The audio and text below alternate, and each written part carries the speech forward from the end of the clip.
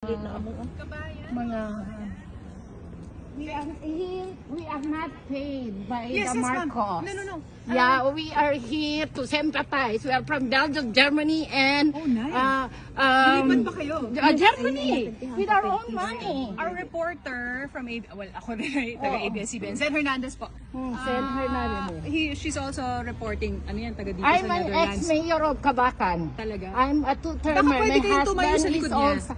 also a mayor. Hindi. And Gagamitin niyo lang kami eh. Bakit Against naman? kayo kay Duterte, di ba? Oo. Against kayo.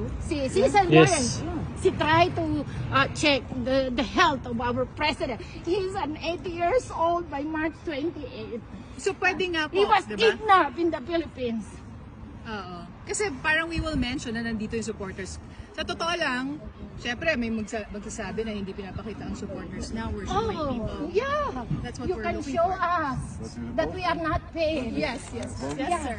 And he's my husband. Are you married to Yeah. He married at the Manila. From the Philippines. Yeah, Yeah. Kanina yan, sis, oh. Sis, kanina lang, mag-email lang. I-email mo.